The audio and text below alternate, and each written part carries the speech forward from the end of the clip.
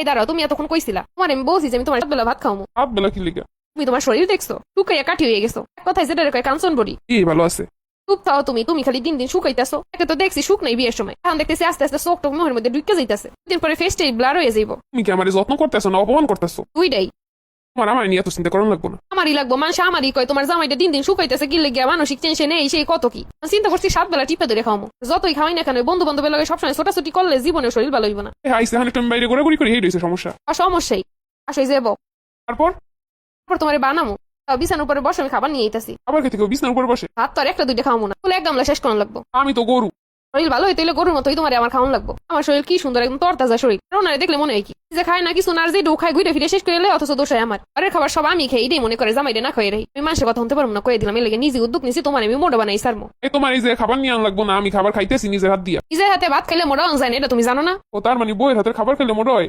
বইয়ের হাতের খাবার খাইলে মোটা হয়। কোনো যত্ন করতেছি, যত্নের মূল্যায়ন করো। এটা আমার আজনম কালের শরীর, এর থেকে আর শরীর মোটা হইব না, এটা আমি জানি। কি তাকাই আছো কেন?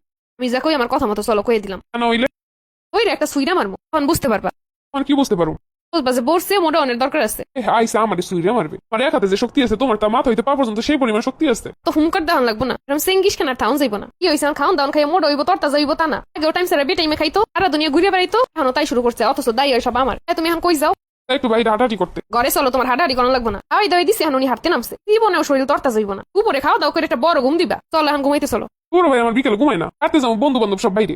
বন্ধু বান্ধব দিয়ে কোন কষ্ট করুম? সব থেকে বড় কথা হইলে এখন আমি বাইরে বেরাম। তুমি বাইরে বাইরে ওতে আমার সমস্যা নেই, কিন্তু আমি তোমার মোটা বানানোর লেগে আমার যা যা করে নিয়ে তাইতে করতেছি। চলো ঘরে চলো, ঘুমাবা, এরপর তুমি যা করো কইরো। তুমি কিন্তু আমার সবকিছুতে জোর জবরদস্তি করতেছো। জোর জবরদস্তি না, এটা তোমার কেয়ার করতেছি। এটা তো তোমার বোঝার বয়স হয় না। শিখতে মানুষ বুঝলো কেমনে? এমনিতেই শিখনে বেড়ারা বোঝে কম, সিলাই বেশি। তুমি খাও দাও ঘুমাও, এরপর মোটাও, আমার কোনো সমস্যা নেই। আমার সমস্যা না থাকলে আমার আছে। আরে ভাই আমি চা খাইতে যাবো, আমার একটু সাইডে দাও। আমি আপনার মোটা করতেছি। চা কফি তামাক জাতীয় যত কিছু সব বন্ধ আজকে থেকে। এগুলাই শরীরটা নিয়ে শুকাইয়ে যাবে এমনি, খাওয়ার ক্ষুদা মরে যাবে এমনি। আচ্ছা তোমার এত কেয়ার করতে কেটা কইছে? তোমাকে বেটাকে দোষটাই তো এইটা। তোমাকে তো বেশি ভালোবাসা ভালো লাগে না। তোমাকে তো কেয়ার করলেও ঝামেলা। তোমরা যেই সব কেয়ার তোমাকে বেশি করাই, তোমরা একদম আসমানে উঠে যাও। তখন তোমরা নারীরা মনে করো ময়লা। এই যে কেয়ার করতেছি কোনো মূল্য নাই। চলো ঘরে হাঁটো চুপ কইরা। তুমি কিন্তু আমার স্বাধীনতা নষ্ট করতেছো।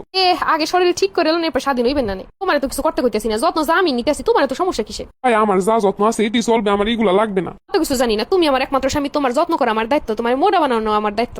সে মনে করে আমি তোমার কেয়ার করি না, যত্ন করি না। আসলে যে আমি তোমার কি যত্ন করি এটা এবার বুঝাই তুইব। এমনি কথা না শুনে সাইপে ধরে শুনাই তুইব। কত আমার স্বামী সুখ নইলো আমার স্বামী, সে কিভাবে মোট হইবে এটাও ঠিক করা আমার দায়িত্ব। এই টাইম মতো খাওয়ামু, তুমি টাইম মতো খাবা। আমি টাইম মতো তোমার ঘুম পড়তে ঘুম, তুমি টাইম মতো ঘুম পড়বা। শুধু এইগুলা না, কথাবার্তা বলতে হয়। আমার সাথে যত কথাবার্তা বলবা শরীর তত পারফেক্ট থাকবে। এরপরে সব থেকে বড় টনিক হইলো, বউর সাথে হাতে হাত ধরে কথা বলবা, হাতে হাত রেখে ঘুরতে যাবা, রাস্তা হাতে হাত ধরে পার করবা। কারণ বউয়ের হাতে ভিটামিন থাকে। এই ভিটামিনের উৎস তো এই প্রথম শুনলাম। ওইটার নাম ভিটামিন লাভ। এটা স্যার একটা মানুষ পুরাই অসুস্থ, কিন্তু সে ফিল করতে পারে না আসলে কিসের জন্য সে অসুস্থ। সারা জীবন তো কোনো বইতে এইসব পড়লাম না। আপকি আর বইতে লেখা থাকে, কিছু বউরাও শিখায়। একমাত্র বই তো হইলো স্বাস্থ্য সচেতন রুটিন, যার থেকে ভালো রুটিন আর তোমার কেউ দিতে পারবে না।